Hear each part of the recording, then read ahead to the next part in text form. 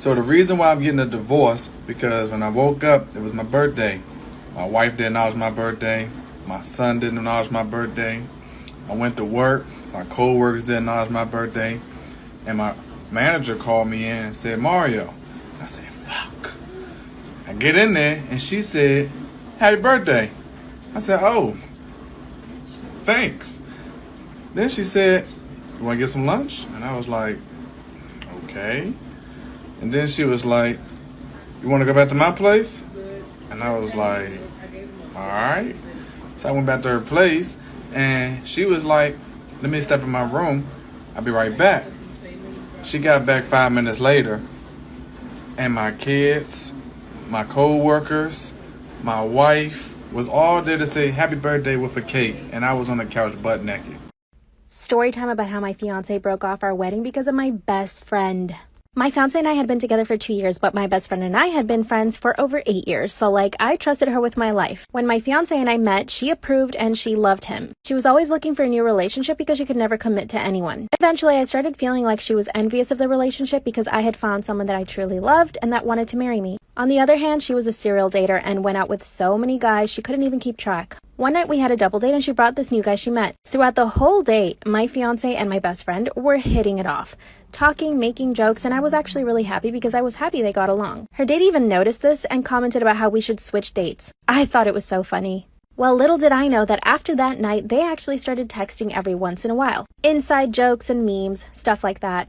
I did know about it and I thought it was really cute and I was so happy that they were getting along. After all, she was going to be the godmother of our future children. One day I saw she sent him a picture through text message. You'll never guess what I found. Come back for part 2. Storytime, my boyfriend cheated on me with not 1, not 2, but 26 different girls. And like all of these relationships start, we met on a dating app. As I was just casually scrolling through, I came across him, James, and I thought that he was so cute. So I obviously decided to hit him up. And we had a really, really good connection. But one hesitation that I had about him is that he was on his phone a lot, sometimes even ignoring me in the process. But we continued to date for about 3 years. We were still really young at the time, just 18, but we were very serious about each other. And we decided to make a step to move in together. He was currently living with his grandmother, so I decided to move in with them. His grandma and I got along so well, we were basically best friends. So it worked out. One day his ex randomly showed up. And because of this, it led to James and I getting into a massive fight. It got so bad that I decided to leave and stay with my mom for a few days. And while it was over, I got a request to join a closed Facebook group of 26 different women. Stay tuned for part 2 and add me on Instagram.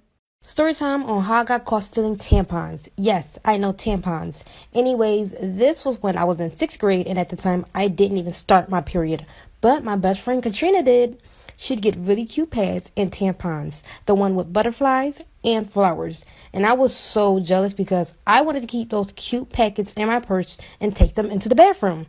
So one day after school, I go into a pharmacy and I see the exact same tampons that my friend Katrina had, but they were like $24 and I didn't have that. So I stuffed a box of tampons in my book bag and I tried to walk out. But before I get close to the door, an employee stops me and takes me into a room. And guys, when she found out what I stole, I didn't even get in trouble. She actually bought them for me, and she bought me Tylenol. What is the worst interaction with another human you've had in 2020? I'll fucking go first. I asked a girl out on a date, picked her up, drove her to the fucking restaurant. Right when we parked, she tells me, I don't think I really want this to be a date. What? I had no fucking idea what I should do. So I just fucking go into the restaurant with her. We sit there like we're strangers the entire time. I had just blown up a little bit on TikTok. I made a fucking video about the situation and I asked everyone on TikTok what the fuck I should do. As I'm sitting at fucking dinner, my fucking phone just goes crazy. Fucking video goes viral. I'm reading the comments at dinner, laughing my fucking ass off. I get up to go to the bathroom and my fucking waitress stops me and she says, I just got off my fucking break. I just saw your fucking TikTok. She was like, I fucking got this. When I sit down, she comes over. She acts like I'm a fucking celebrity. Gives me her fucking phone number. And the girl I was with was fucking devastated. This is why you should think twice about letting kids stay home alone. I lived in a small village where everyone knows everyone and I could count the amount of houses on 2 hands. Nothing ever happened there, proper out in the stick stuff. One night, a few years ago, my mom and stepdad had gone out for this concert. They left me in charge of my little brother and dog. I was around 14 years old and I felt really proud that my parents trusted me enough to do that. I thought I was a cool sibling and an even cooler babysitter by staying up late, eating pizza, etc. Around 10:30 p.m. the power cut out. I didn't think anything of it because the weather hadn't been great lately and I figured that had something to do with it. I got some candles out of the cupboard and lit them, then put on some of our favorite songs. As soon as I sat back down, my little brother Sonny turned to me being the weird little kid that he was and told me in the calmest way possible that there was someone outside. I was a little unsettled by this, but our dog hadn't done anything, so I assumed it was just the neighbors. Sonny just shrugged and went back to his drawings. It was about 45 minutes after the power went out and I knew my dog needed to go out to do business. I told Sonny to grab him a biscuit while I let him out. When I opened the door, Sonny pushed past me and said, "I know you're out there and I'm calling the police." That's when I hear rustling from just above the doorway. When I looked up, I was terrified to see a man staring at me. Storytime part 2 of when my best friend spread a rumor that I had an orgy with 15 other girls. So once my old friend from elementary school hit me up and let her know that she was spreading this rumor, I finally believed what people had said before. Soon after this, I found out she kept a journal about me. Kind of like a burn book, but just for me. She wrote every detail about my life in it. It included things like arguments that I had with my family, and also every single person that I had added on Snapchat was listed there. So to get revenge, I sat down to make a TikTok. The purpose of it was to call her out and clear my name, so that everyone knew that what she was saying was a lie, and so that they could know how actually crazy she was. This TikTok ended up being removed almost instantly. Yet little did I know she had screen recorded it and sent it over to the principal. Less than a week later, her and her boyfriend were doing the nasty in the parking lot of the school, so I decided to respond by taking a video of it and anonymously sending it to our principal. Sarah ended up getting expelled and I got away with a detention. It was honestly kind of worth it. Follow for more story times, my Instagram's linked below. Story time about how a girl used me for her OnlyFans content. My boyfriend and I decided we wanted to spice things up and bring another girl in. I've always been attracted to girls, so it was actually my idea, and of course my boyfriend didn't object. We made a profile on a dating app saying what we were looking for. I didn't think too many girls would be down for this sort of thing, but I was so wrong. To my surprise, we got a ton of matches and messages from cute girls. One girl named Becca messaged us and I was really interested because she was so beautiful, like an Instagram model. We started messaging back and forth for a few days, and then we decided to meet up downtown at a club on the weekend to get drinks and have a fun night out. I asked her for her Instagram to make sure she was legit and her profile checked out. The night came to meet up and she looked just like her pictures, a total baddie. We got drinks and started talking and she seemed really cool. A few drinks later, we were dancing, and a drink after that, we were all making out. We were having so much fun, and we stayed until the club closed at 2 a.m. We were planning on going home, but Becca insisted we come to her place for a drink and hang out some more. She hyped us up, and we agreed. We got an Uber and caught a ride together to her place. This is when things got wild. I never knew where she went every Wednesday night. When I asked, she wouldn't reply. At first, I thought she was just seeing a guy and didn't want me to know, but it seemed strange that she would only see this person once a week for an hour. Maybe she got back into drugs. She always was a wild one. I wanted to confront her. We had been roommates for 5 years and we should be honest with each other. But every time I tried, I would get too nervous that she would accuse me of not being a good friend and being too controlling. So one Wednesday night, I decided to follow her. I quietly slipped out of the apartment and caught up to her walking down the street. After about 10 minutes, she started walking into a church. Really, I laugh? Why wouldn't she just tell me she's going to church? I realized I may have been overreacting and I decided to head back home. I settle in, put the kettle on the stove, and try to shake off my silly suspicions and maybe, for just once, not have to be so controlling. An hour passes and she returns home, but she's not alone. I can hear them in the living room.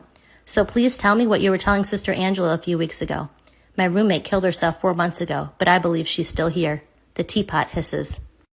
Story time about a catfish that went way too far. My coworker Ron was always looking for girls way above his league on dating apps and social media. If the girl didn't look like a supermodel, he wasn't interested. He would always complain that the girls he liked would never respond. To make matters worse, Ron isn't the best looking guy in the world and he'd been out of the dating scene for a few years. We told him to lower his standards and be more realistic, but he wouldn't budge. One of my other coworkers named Jason decided to give him what he wanted and made a fake Facebook profile pretending to be a beautiful girl named Bella. He set her location to Canada and messaged Ron. Ron took the bait and they began messaging back and forth for months. He would always talk about Bella and how he couldn't wait to go to Canada to meet her. He was looking at plane tickets and talking about how he's been saving up for this trip. I was starting to think that this joke was going too far, but I hadn't seen anything yet. Ron came to work one day distraught and said that Bella had gotten into a terrible car accident and is in a coma that she wasn't expected to come out of. He said Bella's sister messaged him last night and told him the news. I figured Jason must have gotten bored of catfishing Ron and this was his way of killing Bella off and being done with it. Little did I know that Jason had no intention of stopping anytime soon and this was just the beginning. My husband and I were expecting our first daughter and he suggested the name Tiffany and I fell in love. When I asked what made him pick it, he said he saw it in a movie. I didn't think much of it and so a couple weeks later I called my sister-in-law to let her know we're going to name our daughter Tiffany. She was super surprised because she said she never wanted to name her child after her husband's high school girlfriend. I was really confused, but then she told me that they were together from sophomore year of high school to junior year of college. I knew he had a long-term relationship, but I never knew the girl's name. After hanging up, I confronted my husband and he tried blowing it off at first, but eventually admitted that it was true. I told him I'm refusing to name my daughter after his ex-girlfriend, and he told me it's too late, I'm overreacting, and I can't change my mind since I'm only due in 5 more weeks. I basically cried to get as much information as I can when he finally told me that she had contacted him because she was getting married and was having second thoughts. My husband admitted that talking to her made him realize he never stopped having feelings for her, but he loved me too. The reason he suggested the name was because he knew he couldn't leave me to be with her, so he wanted something to honor her with. What do I do?